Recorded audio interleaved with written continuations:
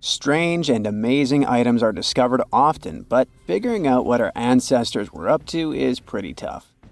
Especially when all you have are just some rusty cups and cave drawings. It's no surprise that even the experts in lab coats sometimes make mistakes. But it's not just about dusty plates and huge stones. Sometimes there's even humans with large heads. So grab your digging tools and let's travel back to ancient times to explore incredible societies that even scientists can't fully explain. Sardinia may look idyllic now, but I'm not gonna lie, I wouldn't fancy visiting it 3,000 years ago. Rumor has it, terrible giants roamed around this island back then.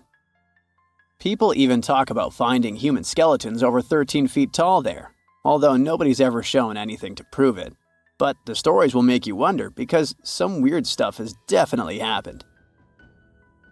In 1974, over 5,000 pieces of broken stone artifacts were found in a part of the island called Monte Prama, but instead of being displayed in a museum, they were locked up in an underground vault for about 30 years. Sounds a bit suspicious, doesn't it? When they were finally displaced in 2005, scientists put the pieces together to find statues of 38 giant men standing 8 feet tall. Not quite as tall as the legendary skeletons, but still pretty huge. It's thought these statues were made by the Nuragic people, who lived on the island a long time ago. Besides giant statues, they also built over 8,000 massive stone buildings. Perhaps Nuragic weren't giants themselves, but they definitely liked their things big. I do too. I like a big number of likes on our videos. That would be pretty great. Thank you if you liked this and subscribed. Now back to the video. You and I are pretty smart, but we might not be the smartest humans ever. Actually, we might not even be the smartest species. Since 1913, some skull fossils found in South Africa have hinted at a possibly smarter contender called Boskop Man. This human-like species might have lived as recently as 10,000 years ago. Their skull suggests they had really big heads, which means their brains could have been 30% bigger than ours. Wow! Their average IQ could have been around 149, making them among the smartest 0.05% of people today. But if a Boskop Brainiac was so much smarter, why are they not around and we are? Well, bigger isn't always better, you know. Our brains are a lot bigger than our ape relatives, mainly in the prefrontal cortex. This part helps with high-level tasks like making decisions, remembering things short-term, and being aware of ourselves. The parts of the brain that handle our senses and movements haven't really grown much. So, maybe the Boskops spent too much time dwelling on the past rather than doing practical things like hunting. But this is all just guessing. We really don't know what happened to these clever cousins of ours. Some people even argue that Boskops weren't any different from us, with the only evidence being parts of skulls. The jungle is huge. Did you know the Amazon rainforest is home to about 30% of all the world's plant and animal species? That's impressive. However, the history of one native species, humans, has long puzzled scientists. The mysterious Kasarabe people lived here for hundreds of years and then vanished around 1400 AD. People thought the Amazon only had a few scattered tribes, but recently we discovered big, unusual shapes in the ground called geoglyphs. These might look like simple shallow ditches, but they're actually the remains of a vast civilization that spread over 5,000 square miles and includes about 450 markings, some as wide as 1,300 feet. That's insane! They likely contained ceremonial buildings and could have hosted up to 1 million people as recently as 550 years ago. Thanks to new technology like LiDAR, which uses a safe laser to map the forest without harming it, we can explore deeper. In 2019, some scans showed miles of raised roads and pathways and even pyramids over 70 feet tall. They found 26 separate settlements, 2 of which were at least 250 acres each. Damn, that's like 330 soccer fields. It's not certain what happened to the Kasarabe people. Maybe European conquistadors drove them out. Maybe the most baffling ancient civilization is one we've never actually found a trace of. Yep, I'm talking about Atlantis, the grand city that supposedly sank into the ocean. The first mentions of Atlantis come from the ancient Greek philosopher Plato, who talked about a great city near the Strait of Gibraltar. But for ages, everyone just thought Plato made up Atlantis as a perfect version of his own Athens. So why, about 12,000 years after it supposedly vanished, do we still wonder if it might be real? Well, in the 19th century, U.S. Congressman Ignatius Donnelly wrote a book giving 13 reasons why he thought Atlantis was more than just a myth. Then, in 1965, some folks thought they actually found Atlantis when they discovered the Richat structure, a massive 25-mile-wide dome in Mauritania, Africa. It's so big that you can see the whole thing from space. 2 astronauts flying over the Sahara Desert spotted this giant eye staring back at them and thought they'd made the discovery of a lifetime. Unfortunately, there's no solid evidence linking this structure to Atlantis. It's believed to have formed from volcanic activity about 100 million years ago. But it does look suspicious, doesn't it? Still, we're no closer to knowing the truth. Imagine going back to about 3,300 BCE and finding yourself in South Asia. Welcome to the Harappan civilization.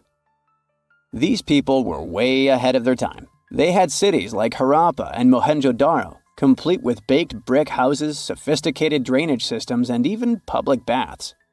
This place might have had over 5 million people, making it one of the densest regions at the time.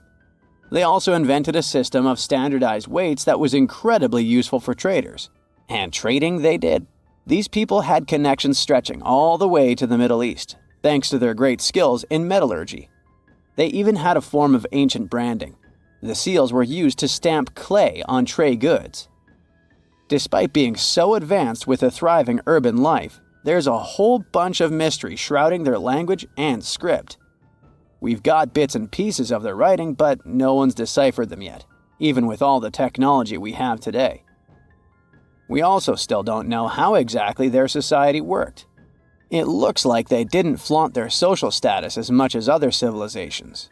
No grand palaces or massive monuments. Instead, their largest buildings might have been granaries. They sure were practical. Unfortunately, all good things must come to an end. Around 1800 BCE, this bustling civilization started to decline, possibly due to shifts in river patterns.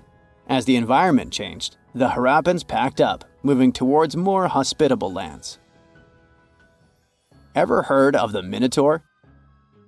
The beast with a bull's head and a man's body, hunting the bravest travelers in a massive maze. Well, this wasn't just any old tale. It was one of the most popular dramas of the ancient world. And it was inspired by this place, the island of Crete. The Minoans lived here during the Bronze Age.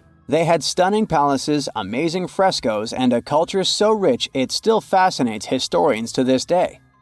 They built places like Knossos, which was so complex with its multi-story buildings and elaborate hallways that it might have inspired the whole labyrinth myth. Their engineering was so ahead of its time that even their drainage systems were more advanced than what many of us have today. Let me know in the comments which of these stories you find the most fascinating, and thanks for watching. 40,000 years ago, someone scratched a few tiny lines and dots onto a piece of bone, and that little mark might be the oldest hard drive humanity ever created. Scientists now believe those Ice Age people weren't just doodling, but recording real information. Structured, organized, repeatable data. And this discovery completely shifts the timeline of human intelligence. For decades, archaeologists kept finding strange symbols carved into Stone Age tools and sculptures. Those were simple shapes like crosses, dots, short lines, and tiny notches cut into bone or ivory. Explorers kept finding them in caves across Europe, including Germany, France, and Spain. They showed up on carved animal figurines, tools, and ornaments. Archaeologists dated them to be about 34,000 to 45,000 years old. That means people created these symbols during the Ice Age, when glaciers covered huge chunks of the planet, and mammoths still wandered the plains. For a long time, researchers believed these signs meant nothing in particular, maybe decorations. maybe tribal art. But a new computational study led by a linguist and an archaeologist showed it was more about data than decoration. The team analyzed more than 3,000 individual symbols carved into around 260 artifacts. They studied every mark and fed them into statistical models, the same type of mathematics researchers use to study language patterns or train artificial intelligence. The goal wasn't to translate the signs yet. Nobody knows exactly what they mean. Instead, the scientists looked at something called information density, which means how much meaningful data you can store in a sequence of symbols. When the researchers ran the numbers, they saw that the symbol sequences had almost the same information density as Proto-Cuneiform. That's the earliest writing system known from ancient Mesopotamia around 3000 BCE. It was roughly 40,000 years later. So, some signs in these Ice Age carvings repeat again and again in predictable ways: cross, cross, cross, line, line, dot.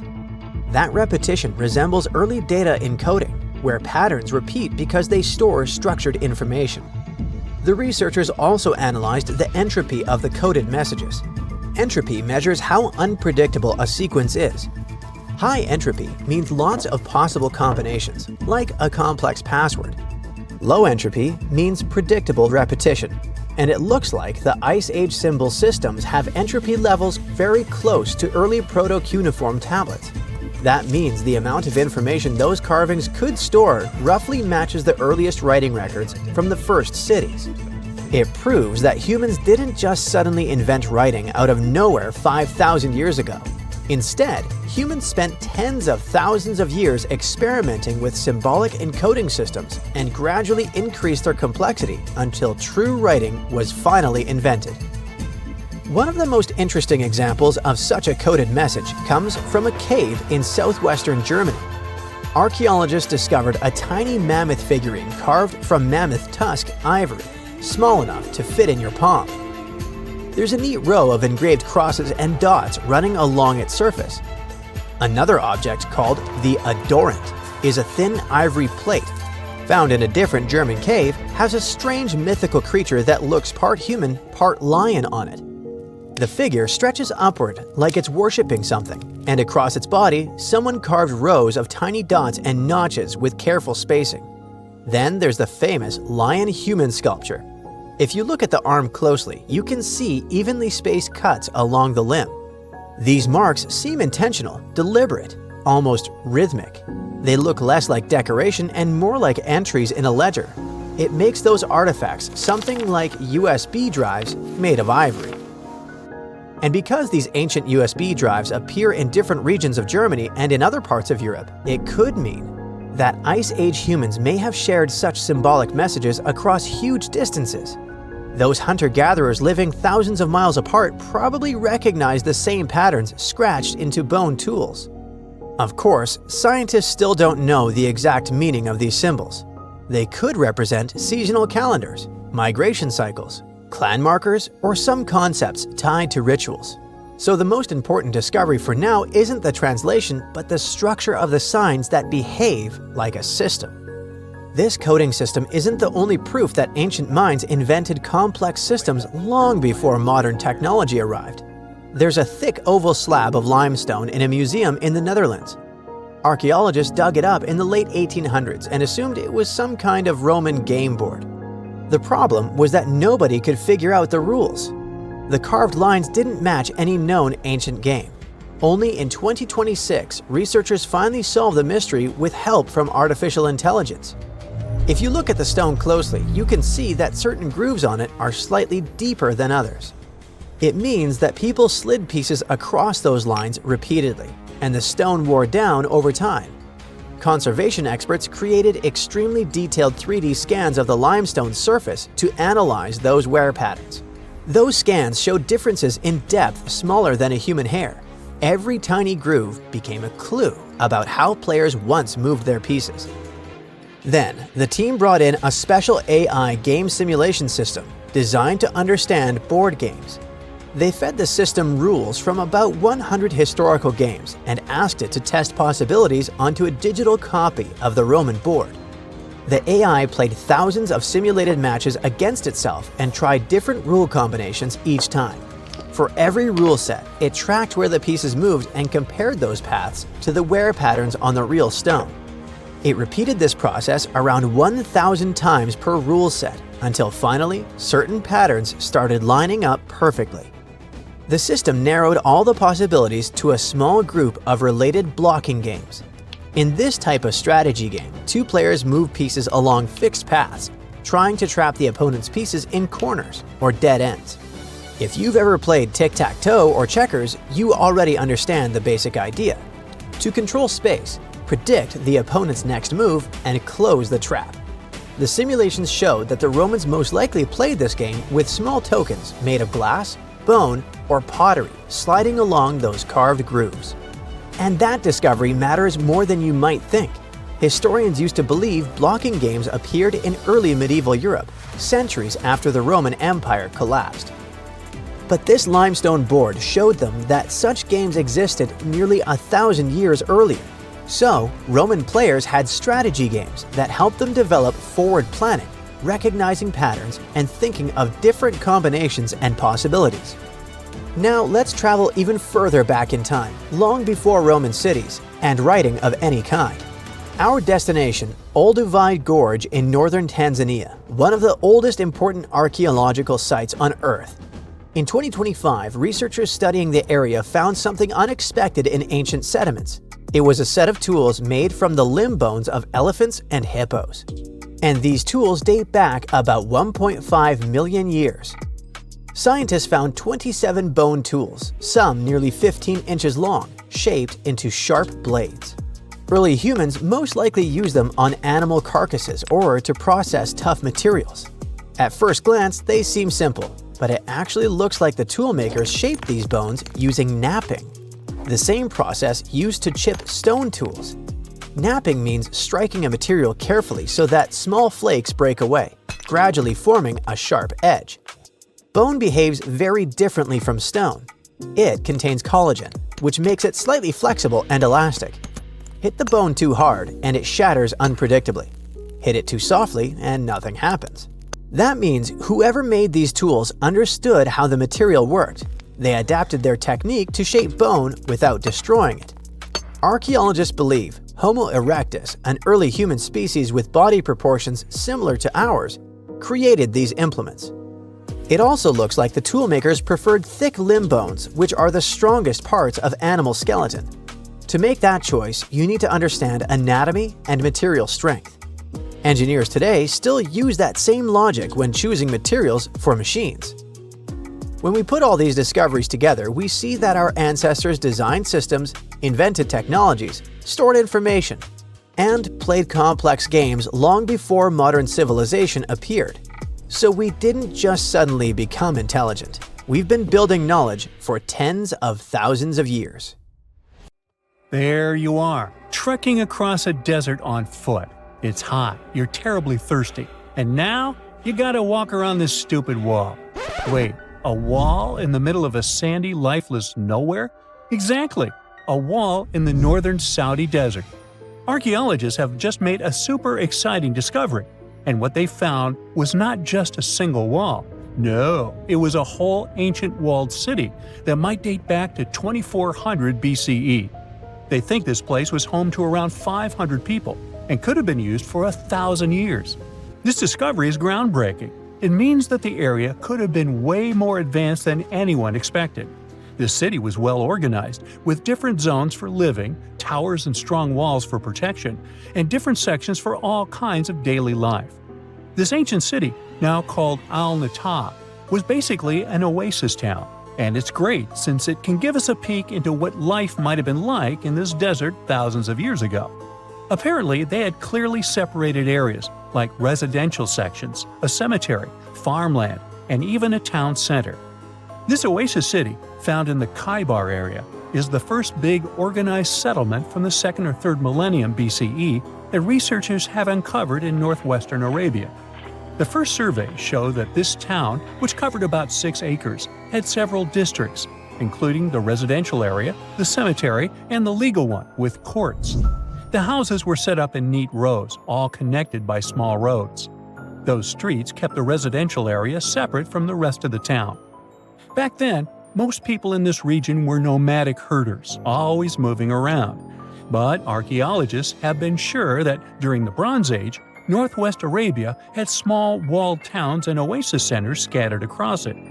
These connected oasis towns were unique, offering secure places for people to live, store goods, and trade. They started showing the beginnings of urban planning, which hints that people of that time were already starting to settle down and organize communities more seriously. The research team estimated that there were about 50 homes in Al-Natab, but that number could go up to 70 as they keep digging. They think that a few hundred people lived there, and probably one of the coolest things is that some houses went up to 3 stories tall. Built on a slope near a couple of major trade routes, this city was set up in a prime spot.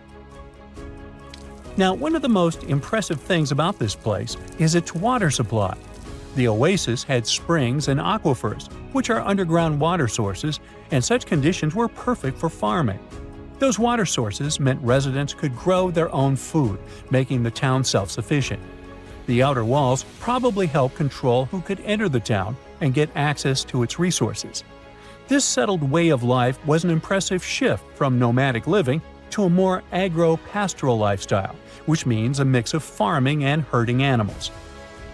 Another find that supports this theory is a bunch of tools, like grinding stones, mortars, and pestles, discovered inside the town.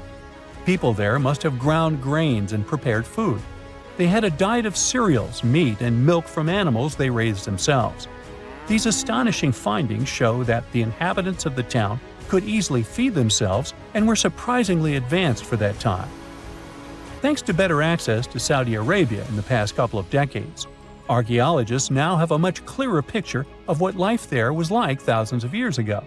The most exciting thing is that Al-Natab might have been part of a whole network of similar fortified oasis towns spread across the region, and all of these connected sites could show us how trade routes and small settlements worked together at that time in that arid area. Now, at the same time, this recent discovery isn't the only one that has the scientific world buzzing with excitement. How about we visit Egypt and see for ourselves? After all, archaeologists have just found a stash of ancient Egyptian and Greek treasure underwater. They were exploring the lost city of Thonis Heraklion off the coast of Egypt, which sank more than 1,000 years ago. This city was legendary, and nobody even knew where it was until it was rediscovered in 2000. Now they're uncovering more and more, and on this dive, they found a pile of gold and silver treasures. Those were probably used in rituals to bless Egyptian pharaohs when they took the throne. The researchers even found an ancient Greek temple dedicated to Aphrodite and some super-old Greek weapons. Frank Gaudio, the lead archaeologist, said it was astonishing that those delicate objects had survived the disaster that brought the city down. Back in its prime, Thonis Heraklion was one of the biggest port cities in the Mediterranean. It was a huge center of social life and was the main entry point for ships from Greece coming into Egypt. But tragically, due to rising waters, earthquakes, and a catastrophic tidal wave, the soil underneath the city literally turned into mush, and then the entire city sank into the Mediterranean. It was forgotten until Gaudio's team found it in 2000. Since then, they've been uncovering new parts of the city and piecing together its history little by little. If a lost underwater city doesn't seem impressive enough, we can travel to the Amazon. The discovery made there is truly mind-boggling. For centuries, people have talked about lost cities deep in the Amazon, like El Dorado, that mythical city of gold that lured Spanish explorers into the jungle. A lot of them never came back. Then, in the 1900s, a British explorer named Percy Fawcett went searching for what he called the lost city of Z, and he too disappeared.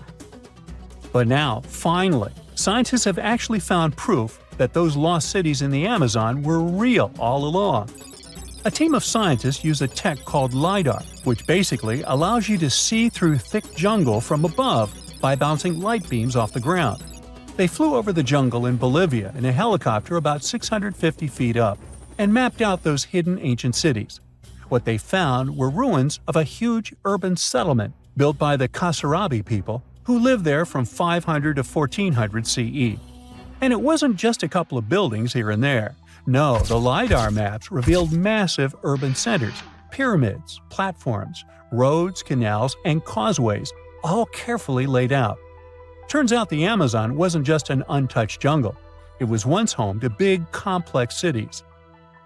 A scientist from the German Archaeological Institute explained that Europeans had long ignored the possibility of ancient Amazonian cities, but the LiDAR maps showed they were wrong.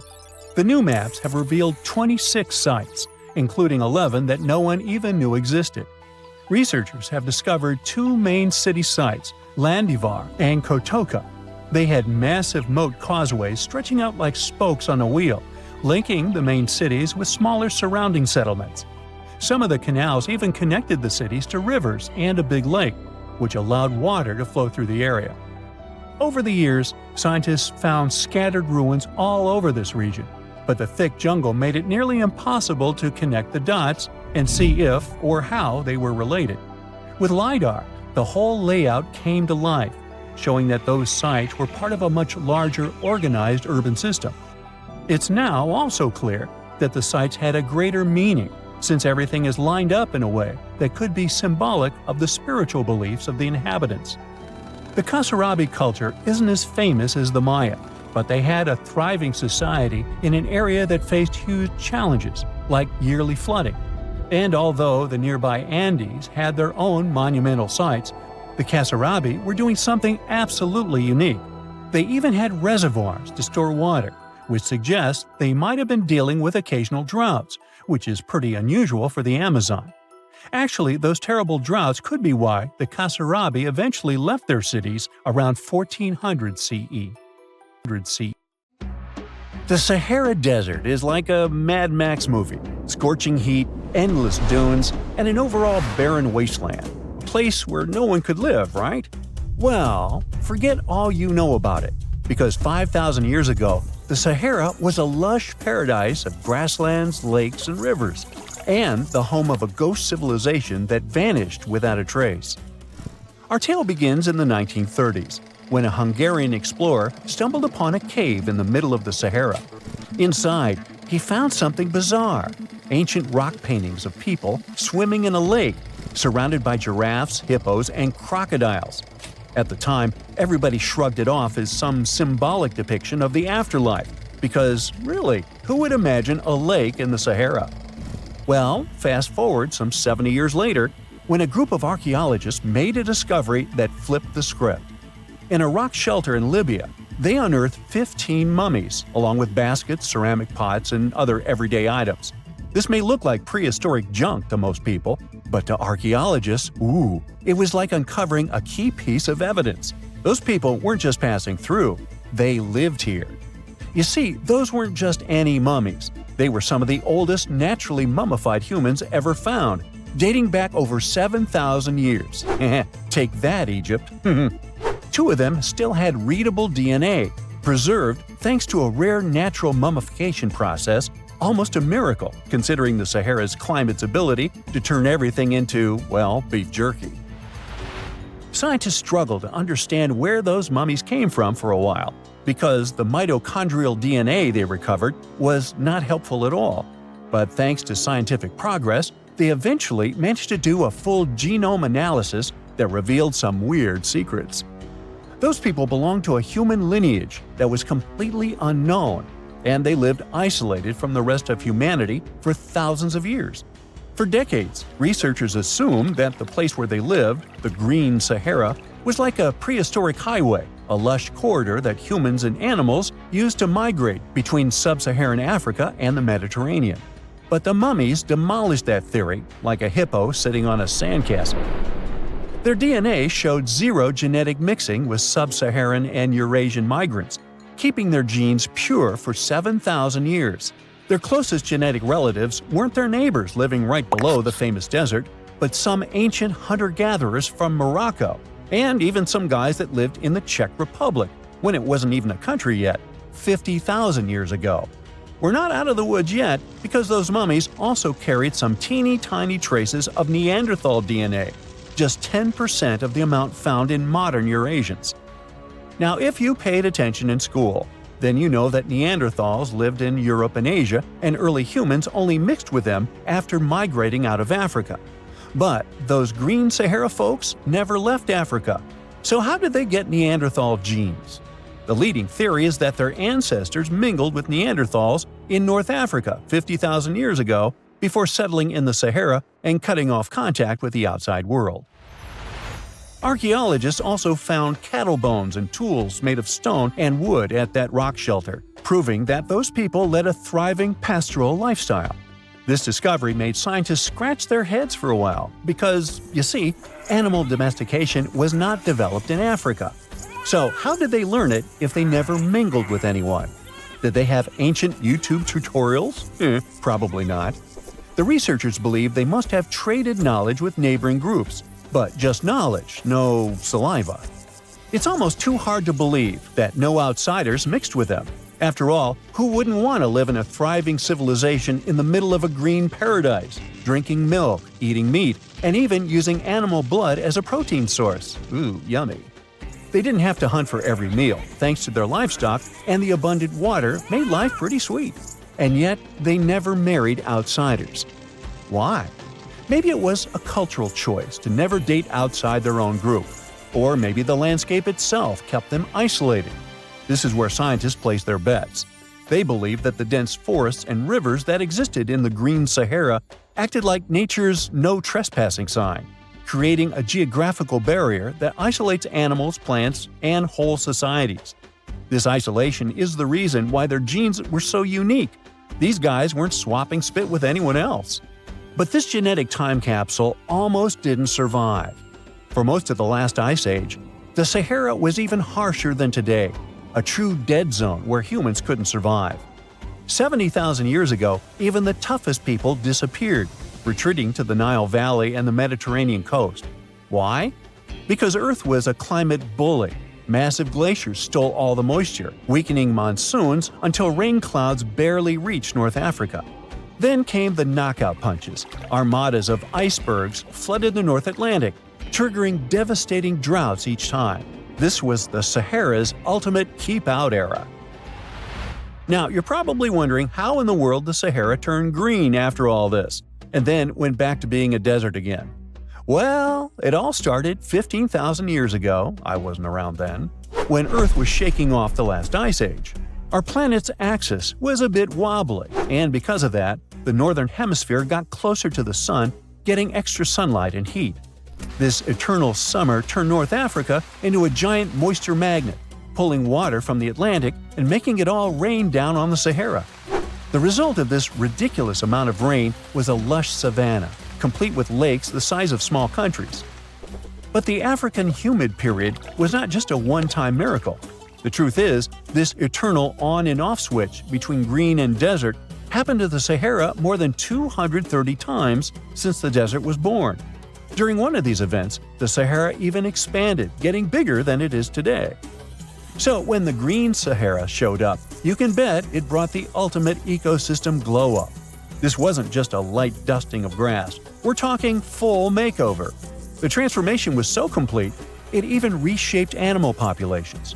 Cheetahs suddenly struggled with the new prey dynamics, while rodents like the multi-mammate mouse thrived in the suddenly abundant grasslands. But don't pack your prehistoric swim trunks just yet. This paradise had teeth. The Sahara was an ecological maze of crocodile-infested rivers, malaria-carrying mosquitoes, and big cats lurking in the tall grass. Crossing it would have been like playing a real-life game of Hungry Hungry Hippos. This is probably why more groups didn't settle permanently. The Sahara's climate cycled between wet and dry every 20,000 years, hardly a stable zip code. For most ancient people, it was smarter to treat the Green Sahara like an all-you-can-eat buffet, grab resources and leave before the desert returned. Still, this Green Sahara period lasted for 10,000 years, giving our mystery shepherds plenty of time to thrive. But around 5,000 years ago, Earth's axis shifted again, the rains moved away, and the Sahara dried up faster than a puddle in July. As the desert returned, the shepherds from the Green Sahara had no choice but to pack up their livestock and leave. Some researchers believe they migrated toward the Nile. laying the groundwork for ancient Egypt, so I guess their legacy lives on. Besides, their pure lineage may be extinct by now, but some faint genes of the mummies can still be found in the people that live in North Africa today. But the introvert mummies were not the only ones using the Green Sahara as an Airbnb. They actually had neighbors just around the corner, in a lakeside village in Niger to be exact. Those people thrived for 5,000 years and left behind the oldest Sahara Desert cemetery, including a man buried in a turtle shell, a grinning Halloween man with filed teeth, and a heartbreaking family embrace frozen in time, victims of the very waters that sustained them. Eventually, those people disappeared too, just like it happened to our antisocial friends. This proves that this desert outsmarts everyone, with a landscape that gives paradise with one hand and takes it away with the other. There's this interesting ancient site near St. Louis, Missouri, that a lot of people don't know about. It's called Cahokia, and it used to be a huge city with up to 20,000 people living there back in the 11th century. It's full of these massive earthen mounds that were built by hand, and the biggest one is still there today, at the Cahokia Mound State Historic Site. Even though we don't know everything about this civilization, researchers have been able to piece together some information from the remains they've found. For starters, they found some pretty old teeth at this site. After studying their appearance and structure, scientists suggest that a lot of different indigenous groups lived there. About a third of them came from other areas in the middle of the continent, which they figured out by studying the different levels of various substances in the teeth. And get this, the way the mounds are arranged shows that this was actually a planned-out city, not just a bunch of villages grouped together. The rulers lived on top of the mounds, while everyone else lived in other structures. It's amazing to think that they were doing things like farming, hunting, logging, pottery, and weaving, all within this one giant city. Right in the middle of Cahokia, there was this giant mound that was about 100 feet tall, and around it, there was this huge wooden fence. Inside the fence was the city center, which had a big open space called a plaza. Archaeologists think that the plaza was designed to represent the 4 cardinal directions of the world. It was like the people who built it wanted to create a place that was in harmony with the universe. The center of the city was where they held ceremonies and events, and it was such a big deal that people from outside Cahokia would come to be a part of them too. What became of this city? Hard to tell. Some people think that the reason it fell apart is that they cut down too many trees and the land got all messed up. Other scientists believe that's not true because the soil was still in pretty good shape after the city was gone. The Europeans were not even around at that time, so they couldn't have influenced the downfall of Cahokia either. There's also one theory that suggests there were fights with other communities that caused the city to collapse.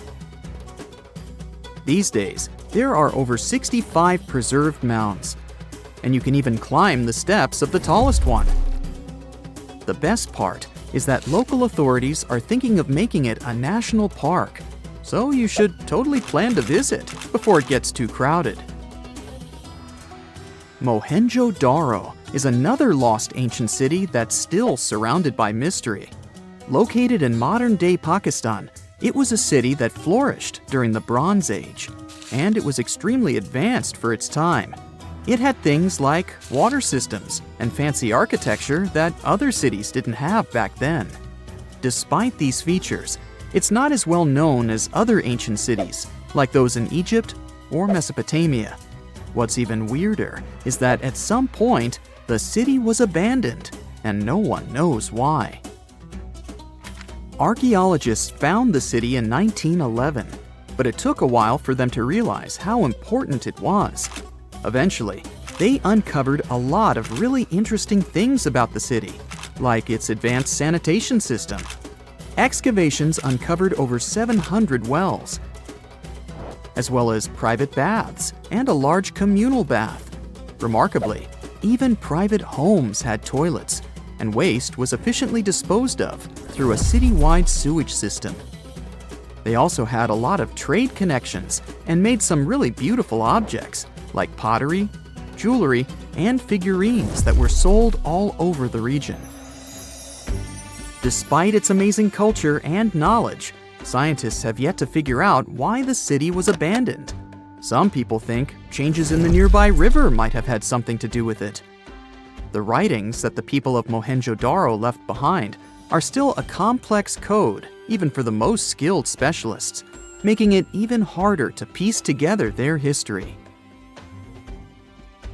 Have you heard of the lost city of Kolmanskop? It used to be a small settlement in the Namib Desert. Legend has it that it got its name from a man named Coleman who got stuck in the local dunes and was never seen again. But that's not the interesting part.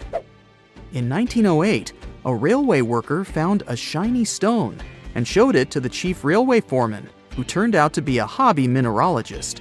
They discovered it was a diamond, and soon, Kolmanskop became the richest town in Africa and one of the richest places in the world.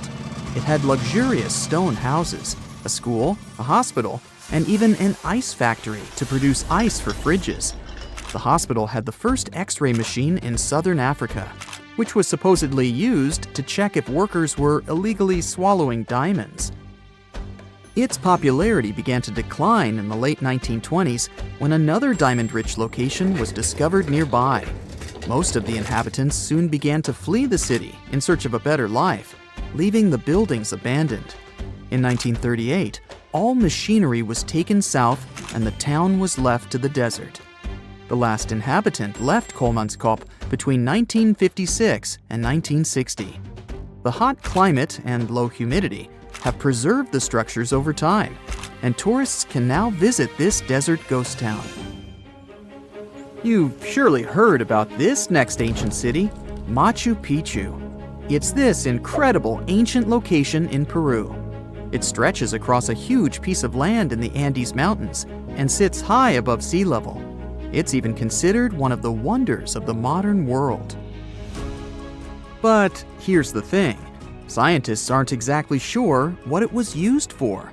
It could have supported up to 750 people, but there aren't a lot of human clues left behind.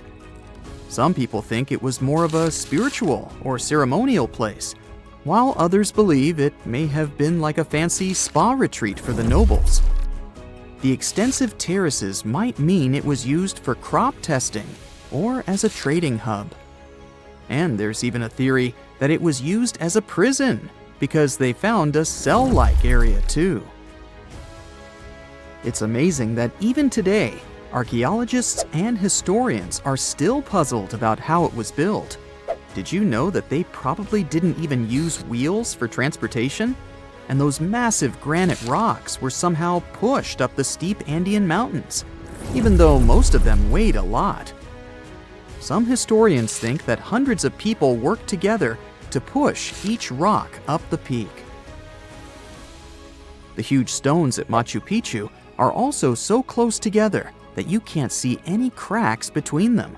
It's pretty cool because it also makes the area safe during earthquakes, which is important since Peru is a shaky country. But how did the stones stay put during all those quakes? They actually move a little bit, but then they go back to their original spot, almost like they're dancing. Some people think wet wooden wedges were used to keep them in place, but that doesn't really add up, considering how big the structures are.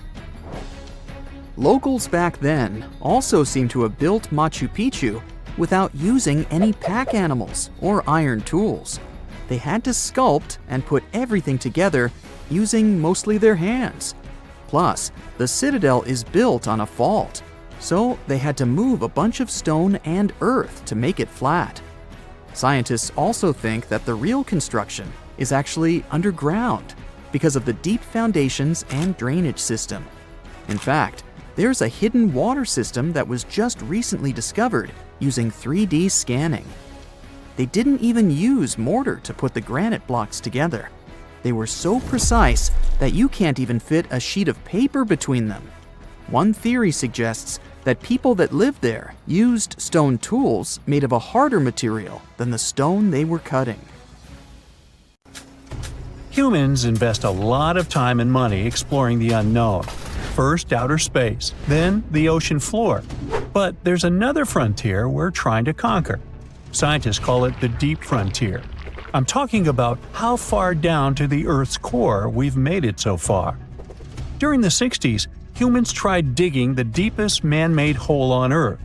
This took us deep into the Arctic Circle. What later became known as the super deep borehole is also the deepest artificial point on Earth, reaching the depth of 40,230 feet. It took 20 years to drill this far into the Earth's crust, and researchers say this is only about 1/3 of the way through to the mantle. Here's a quick anatomy of our planet. If the Earth is like an onion, the crust is like the thick skin of this onion. This part is only 25 miles thick. Beyond this is the 1,800-mile deep mantle. And after that, right at the center of the Earth is the core, which is made up of 2 layers, inner and outer. Now, can you guess where on the planet the crust is at its thinnest? On the ocean floor. When American scientists understood that, they started drilling holes on the seabed. This gave way to Project Mohole. It began in 1961, but their technology to drill deep holes on the ocean was really bad. They had to improvise. They installed a system of propellers along the sides of their drill ship to keep it steady over the hole. The main challenge was to drill as vertically as possible. Otherwise, that deep hole would look more like a deep maze. Both the Kola Super Deep Borehole project and the Project Mohole came to an official stop in the years that followed. But hey, humans have built some pretty deep stuff underground. In 1963, a Turkish man took a swing with his sledgehammer to improve his basement and discovered a tunnel. That tunnel entrance led to more openings that connected a multitude of halls and chambers. He didn't know it, but he had discovered Deringoyu. This once lost city was up to 18 stories tall and 200 feet deep. The city was large enough to host 20,000 people, and it was simply standing beneath Cappadocia in Turkey the whole time. Cappadocia hosts hundreds of subterranean dwellings. 40 of these underground cities are at least 2 stories high, but none of them are as huge as Deringoyu. There's not a lot of historical accounts of how Deringoyu was born. Some speculate that the oldest part of the complex was dug about 2000 BCE by the Hittites. The Hittites were an Indo-European civilization who formed one of the first major civilizations of the Bronze Age in West Asia. Scholars think they built this underground city to protect themselves from invasion. Others think it was actually the Christians who built the city in the 1st century CE. They speculate that it could have been constructed to protect people from the intense temperature variations, extreme heat in summer and freezing cold in winter. Geographically, the terrain under Cappadocia is great for building. The rocks are soft, which makes tunneling easier. For that same reason, opening large caves underground is fragile. That's why most chambers have pillars that support them.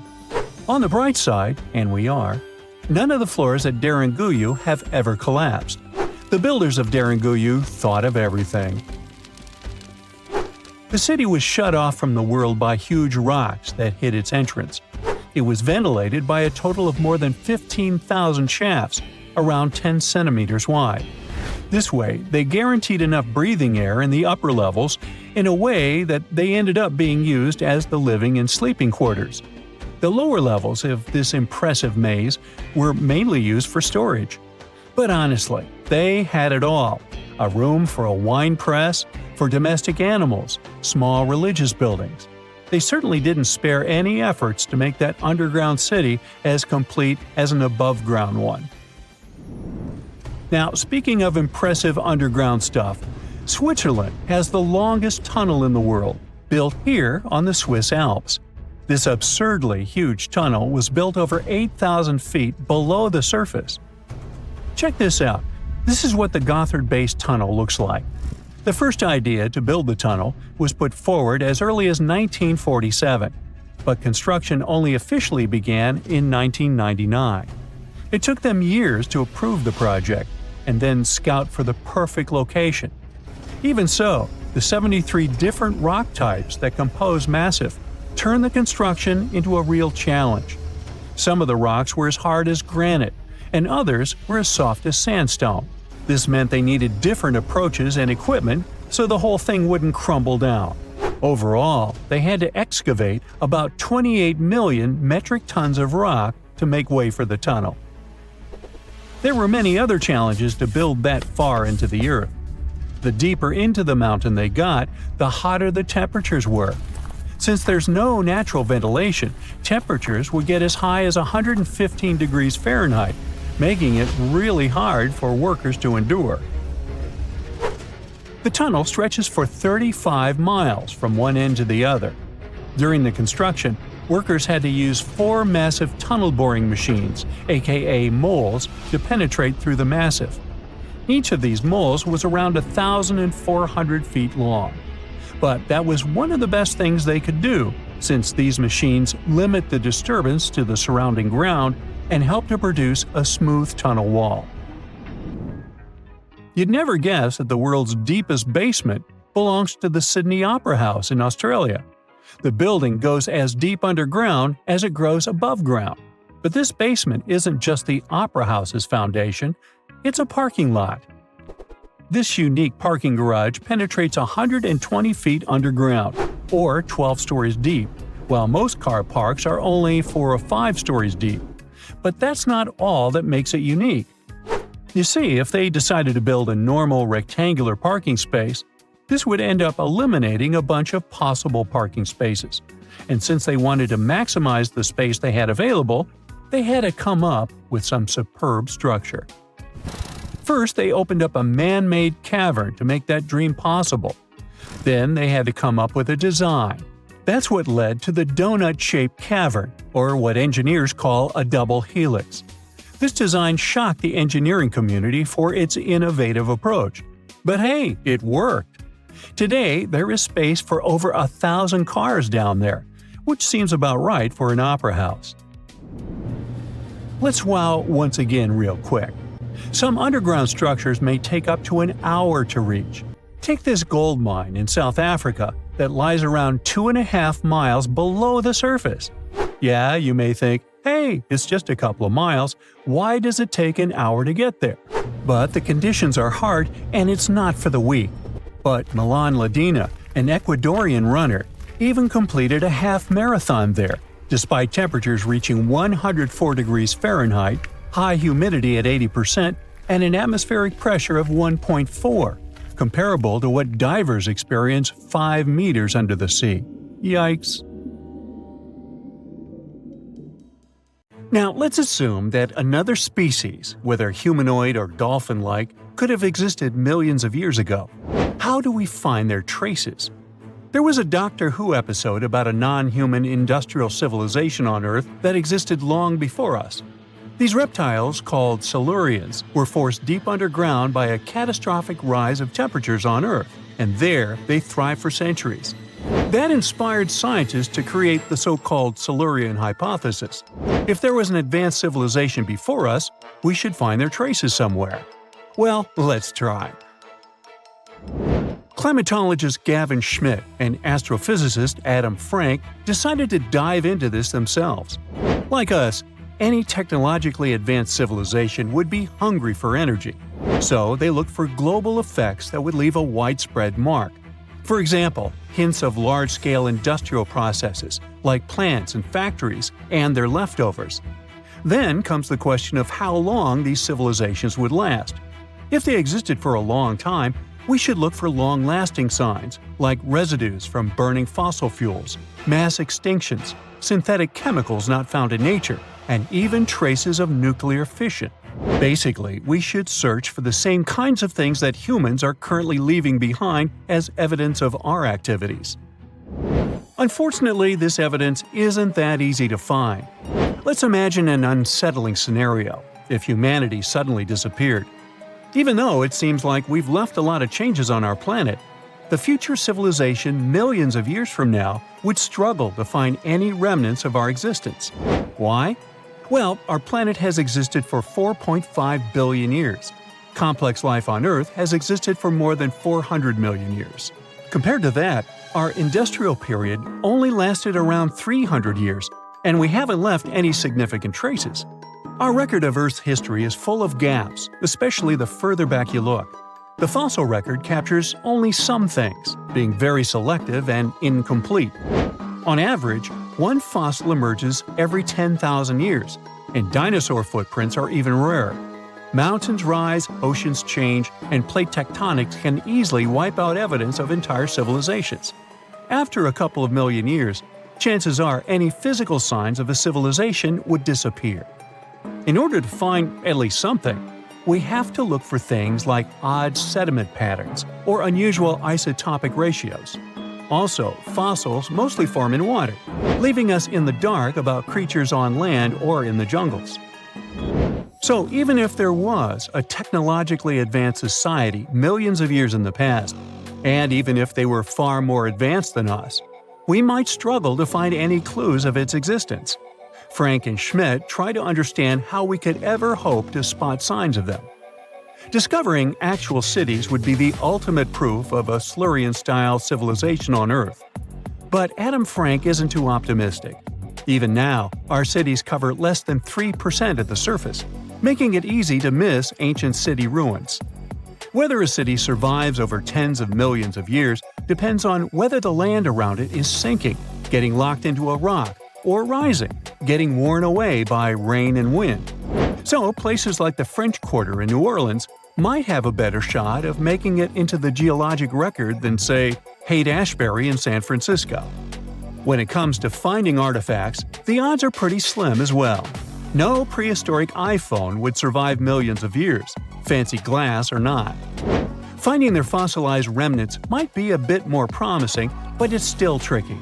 Considering modern humans have only been around for about 100,000 years, it's quite possible that we might overlook any traces of an earlier advanced species. There is one thing, though. We could stumble upon their traces in rocks.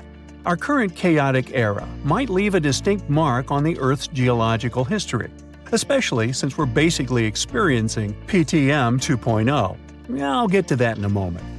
So they try to look at the changes in the carbon cycle. Humans have been releasing a lot of fossil carbon since the 18th century.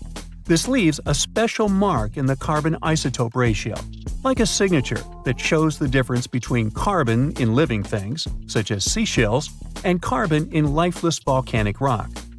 Scientists also look for signs in the way sediments are arranged.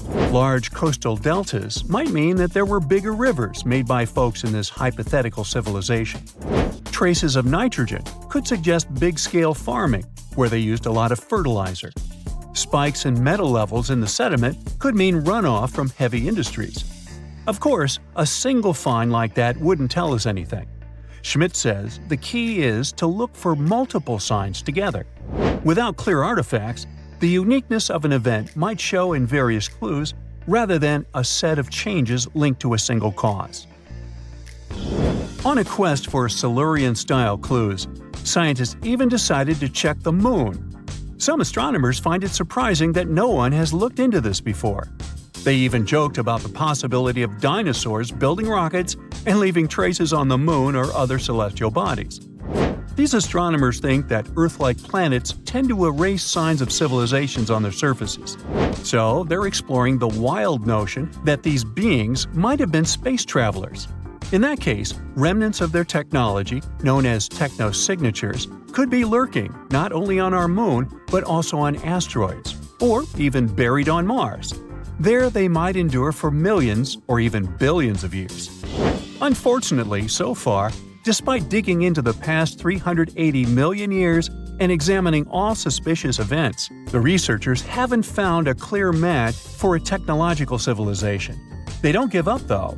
Frank calls for more investigation.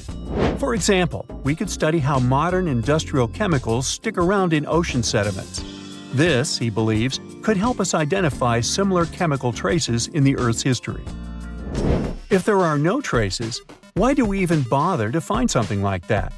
This research is based on Schmidt and Frank's recent papers. They were delving into the Anthropocene, It's the proposed epoch, dominated by human activities on Earth. It's full of these things called hyperthermals. They're prehistoric events when temperatures on Earth sharply increased over a relatively short time. They're like extreme heat waves from the past. A great example of this is the Paleocene-Eocene thermal maximum, or PETM for short. It happened around 55.5 million years ago and saw a rapid rise in global temperatures. Over 200,000 years, the average temperature on Earth jumped from about 9 to 14 degrees Fahrenheit.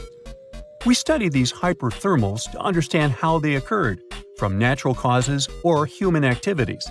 So, these hyperthermals sparked the genesis of Frank and Schmidt's research. To study them, scientists started examining chemical signals and tracers left in rocks.